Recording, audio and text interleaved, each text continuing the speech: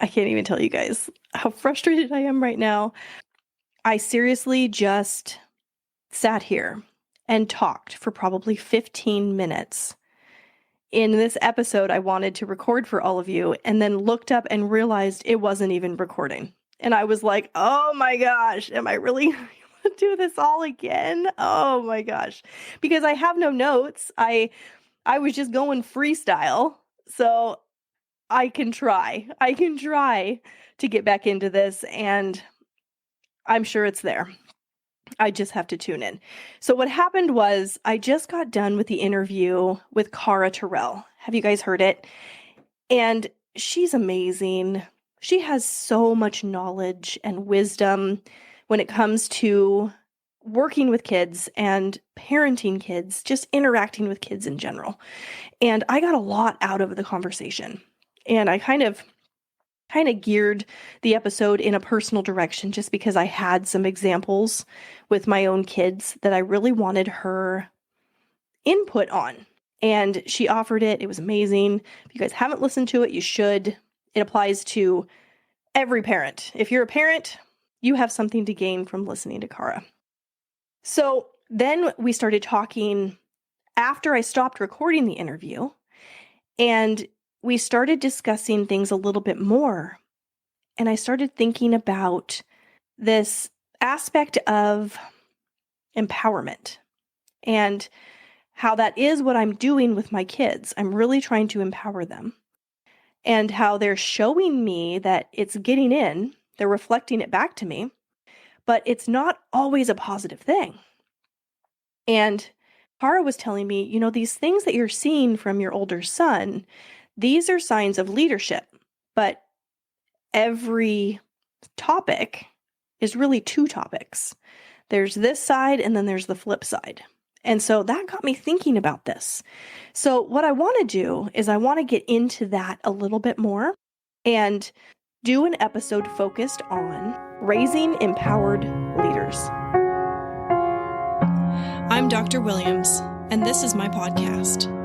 I have 2 graduate degrees in psychology, am a licensed mental health counselor, and an expert in the area of spirituality. I am devoted to living my best life and am sharing it with all of you. I'm bringing my expertise, education, and life experiences to you through this podcast. Everyone deserves to enjoy life, and that is what I'm here to talk about. Depression, anxiety, grief, you name it, we all go through it at one time or another. I believe there's a better way to come at these things than mainstream mental health care offers, and I'm here to offer you my perspective and dig into discovering how you can feel good no matter what life throws at you. It is my intention to contribute goodness to this world, and the content herein is how I do that. But one disclaimer before we dive in: should you decide to apply the information offered here, be prepared for improvements in your life. You may even live happily ever after, and you'll only have yourself to thank. This is Feel Good Now, the Dr. Williams podcast. I've told you guys kind of what I was doing. I've been going into the boys' room when they're sleeping and whispering positive expectations in their ears because they're in more of a receptive mode when they're sleeping. And I usually gear the types of things that I say to relate to things that are going on in their waking lives that I think would help them improve their own lives. Always with their highest good at heart, I am wanting to just reinforce things that help them to know who they really are.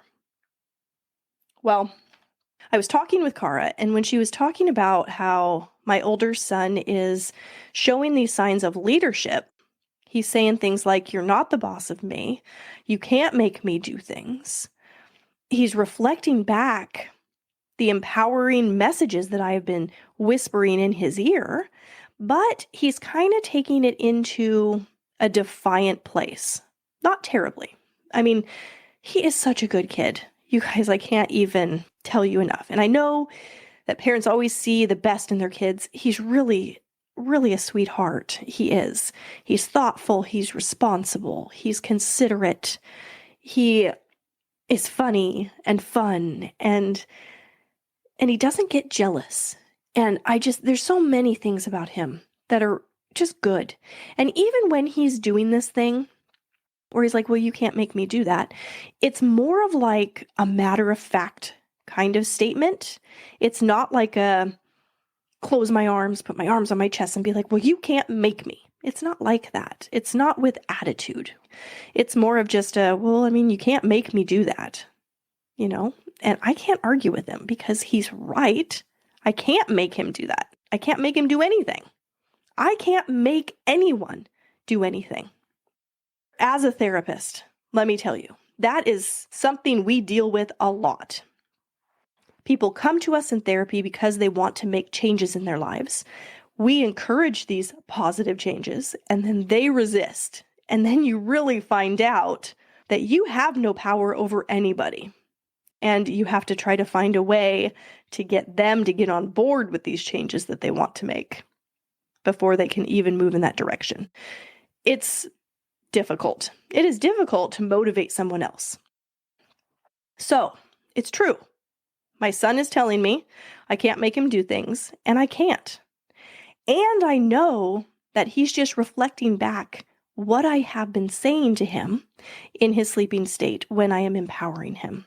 When I'm saying things like, you are free and you are a powerful creator. These are spiritually based foundational elements of who he really is.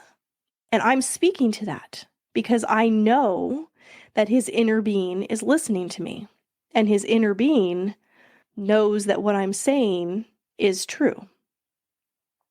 There's no resistance in that. And that's why it takes hold so strongly, because it is me getting on board with the empowerment of my kids. Now, where the challenges come in is when he's exercising this leadership in a way of some defiance. And Cara had such amazing advice on how I can kind of bridge that gap and not enter into that authoritative parenting role at that point, because it's easy to do. So easy to be like, oh yeah, well, I bet I can make you do that.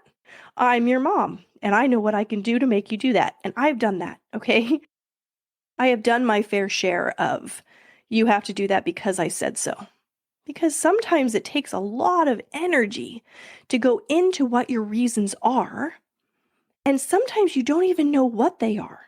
But what you do know is that you, in a split second, considered everything and chose the path that was with their greatest good in mind. That's what you do when you love your kids, right? So I may not know everything that happened when I made that decision, so I'm unable to explain it to him, but I do know that I have my reasons, and my reasons are good. So a lot of times it's just easier to be like, because I said so. But I don't want to do that. I want these lines of communication to be open. I want to do collaborative parenting with him. I want us to be in this together.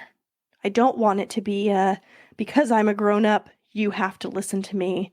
You're a kid, you don't know anything. You should listen to me always. That's not beneficial to him. And that's not the kind of adult I'm trying to raise. Because think about it. That's what our job is as a parent, right? We're raising adults. But there's this divide that happens. Once we become an adult, now we're expected to be empowered, to be a leader, to go out and run our lives. But were we ready? Were we really prepared to do that? Or were we as kids told that we had to listen to our parents, told to behave in a way that's pleasing to our parents, listen to authority figures just because? I mean, these are the kind of things that kids are dealing with. That's not empowering them. That is not preparing them to go out into the world as an adult, as a leader. of their own lives. It starts now. It starts when they are kids and encouraging that, even though it can be easier as a parent to fall into that trap of, because I said so, just please do it because I said so. And I'm really trying really hard to not do that. It's not always easy. I know that I have their best interest in mind. And I know that I have their highest good at heart. So I know when I make a decision that that's where I'm coming from. And it's just easier for me to be like, trust it, okay? Just trust me. Trust me because I'm your mom and I love you. But I'm not at that point really encouraging them to understand where I'm coming from and how it benefits them. These are the parenting moments where we can influence it one direction or the other. And either we are empowering them to know where we're coming from as an adult and why it's beneficial, or we are telling them, I am the adult, trust in it, without an explanation. But let's look at those two people going out into the world as adults. Which one of those people has the better chance of being a leader of their own lives? Is it the one that understands how to do it, or the one that has dependence on authority? I do not want to encourage dependence. I want my kids to know that they have their own inner guidance and how to tune into it and how to be led by it. That's the message. The message is, you don't need me. I'm here for you. And I do have experience and I do have good intentions with you. I want the best for you, always. I'm always coming from a place of love for you. But ultimately, what is your own guidance saying? This is true leadership. I have just recently found my own inner guidance. I'm 40 years old. But imagine if my kids, if I can successfully nurture this in them, imagine what that's going to be like for them when they venture out. They already have this solid foundation of leadership for their own lives. They don't need me. There is no dependence on me. They know that I'm supportive. They know that I am a source of love for them. But they don't feel like they have to look to me in any given situation for approval or guidance, because I have encouraged them to do that within. That's my goal. Would you like to have an ad-free experience? I know you probably have my intro and my outro memorized by now, and maybe you just kind of want to cut out that ad space, this one right now that you're listening to, so that you can just get all of the content of the episode. Well, if that does sound like something that you're interested in, I've put together a Patreon account, and I'm offering all of the episodes I've recorded so far without that extra stuff, so you just get the content. And I'm also going to be offering members early access to the newly released episodes. So I'll be putting those on Patreon several days before the episode releases on all the other podcast platforms. So you'll be able to listen before everybody else.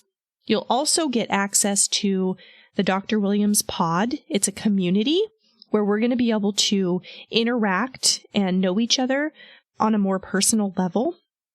I'm going to be offering some Q&As so that we can really dive into some of these topics, and you can share your thoughts and I'll share my thoughts, and we can have a dialogue going. I think that we all could benefit from that. So that's something else I'm going to be offering. In addition, I'm going to be putting together a lot of exclusive content, things that I'm working on, creative projects that I have that are only going to be available to those people who are members on Patreon. You can find the link to the Patreon in the show notes, and I'm also going to post on social media, so you should be able to find it on all of my pages there as well. I look forward to getting to know all of you guys better and engaging in some co-creating together. For now, I'll just get back to the episode. See you on Patreon. It would be a lot easier for me if I could just convince my kids to do what I say just to please me. I just want the whole world. Just do whatever pleases me.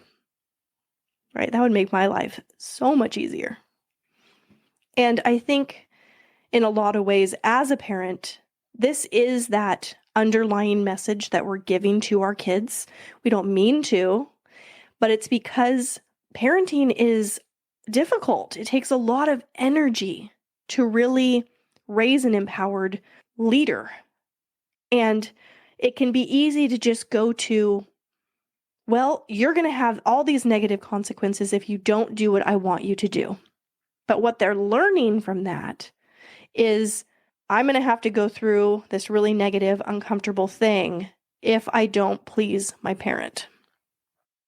And that's not the message that I want to give. That's the wrong message.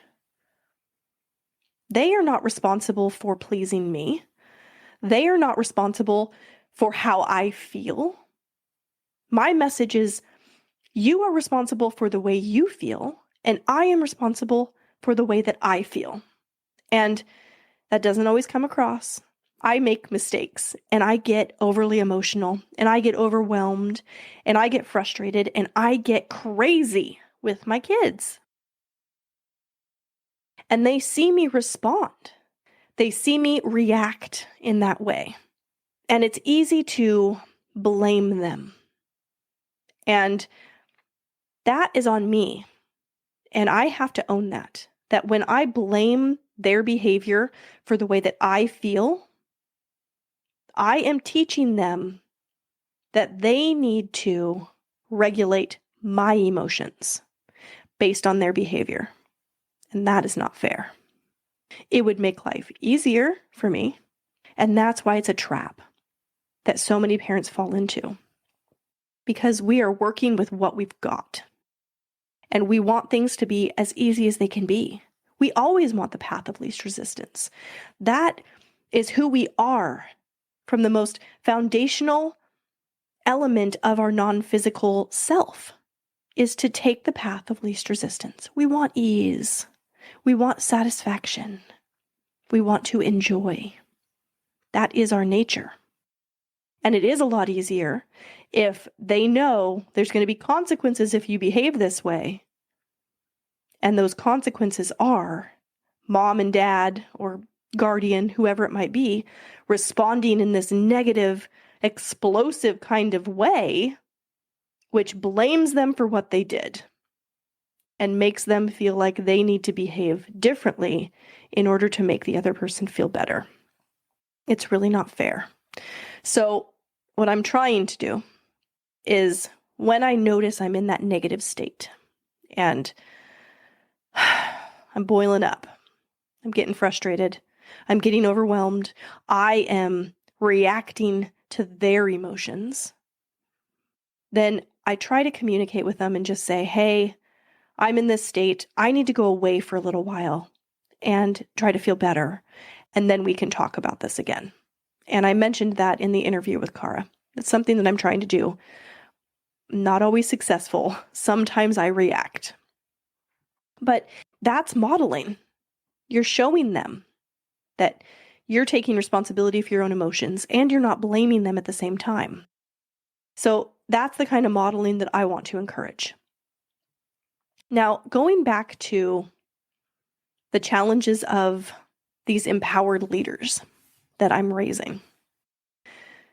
When my kids are being defiant and digging their heels in, I still have to find a way to connect with them in a way that maintains cohesion within our family dynamic. I want things to mesh and produce positive results. Now, when they do that, when they say, well, you can't make me do that, I can either react and come at it in a negative way and be like, well, I'm your parent. You need to listen to me. I am your authority figure, and take that authoritative kind of stance. Or I can try to find a way to open up that conversation so that we can discuss what's really happening within our relationship at that moment. And that's what I really got out of that conversation with Cara. She was explaining that as a parent, that's why we are our kids' first teachers, because we are in this role of modeling relationship development. In that moment, that's what I want to do. I want to go, yes, you're right. I can't make you do anything. You are in control of yourself. So let's talk about the different ways that that could go and which way you think would be best for you. And in doing that, you're opening up those lines of communication to understand each other better. They're not feeling like you're defensive, so there's really nothing to push against or resist. You're aligned. You're aligned together, looking at the same thing and working on it in a collaborative kind of way. I am so grateful for that conversation because I got a lot out of that. So this is something that I'm going to be putting into practice in the best way I can. But I'm not going to stop empowering them because I know the information is good. They are powerful creators. They are free. And they are the boss of themselves. And whether they are taking that in a negative direction or a positive direction is up to them. But I can help guide that. That is where I come in as a parent, to guide that moment right there. And to not respond and to not react in an authoritative way, because that is modeling the kind of behavior that I don't want to encourage. Because I also have to think about what kind of parent my kids are going to grow up to be. And who do we learn that from? We learn how to parent from our parents. And that's not to say that's always the case. Sometimes based on how you were parented by your parents or your guardians takes you in a direction of doing the opposite because you were like, that was horrible. I would never do that to my own kids. And you make that kind of shift. But you still learned from the way that you were parented on what kind of parent you want to be. I have a whole lot of morals and parenting aspects that I incorporate in with my kids that I learned by being parented by my parents. I also have information based on my spiritual connection, my connection with Source, my own inner guidance, and trusting my emotional guidance system to lead me, which is taking me in some different directions and kind of developing my own parenting style with that as my foundation. There's no guarantees, right? This is one of those things that you just learn as you go. And some of it's successful and some of it isn't, and you figure it out on your way. But I know that my intentions are good. And I know that my kids are good. And I know that their guidance is good.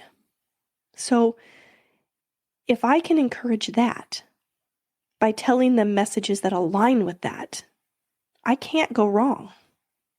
And they won't go wrong, even when they are pushing the limits with me to see if they can use the information that I'm presenting against me.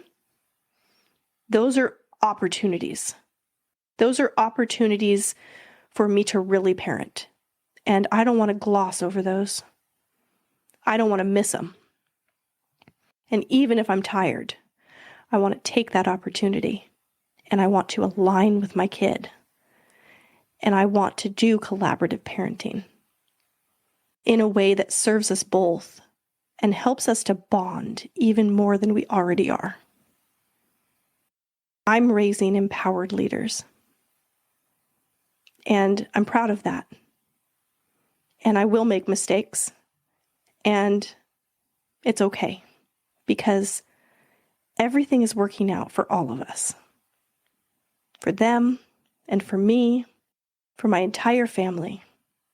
And with an intention of love, you can never go wrong. And that's where I'm coming from, always. That concludes this episode, but if you don't want to wait for the next episode to come out, I have more for you at drwilliamspodcast.com. You can learn more about me and my journey to podcasting, find all the ways to connect with me on social media, and there's a button to subscribe so you're the first to know what's new and upcoming. You also can shoot me an email at hello@drwilliamspodcast.com. You are so special to me, and your support does not go unnoticed. I want to support you too. This podcast is my outlet for growth, because when you teach something, you hold yourself accountable and apply the information in life. But the inspiration for these episodes comes in a variety of ways, and one of those is through you. I want you to feel like this is your show too. So send me a message and let me know which episode is your favorite and why. And tell me if there's a topic you'd want to hear me talk about. Your feedback applies to so many people, and your suggestion could change someone's life for the better. The best way to do this is by subscribing to the show and leaving a review through your favorite podcast platform. I really listen to you guys, and this dialogue feeds my soul. You say that you're a fan of me, but truth be told, I am a fan of yours. Everything is working out for each of us, and we're all in this together.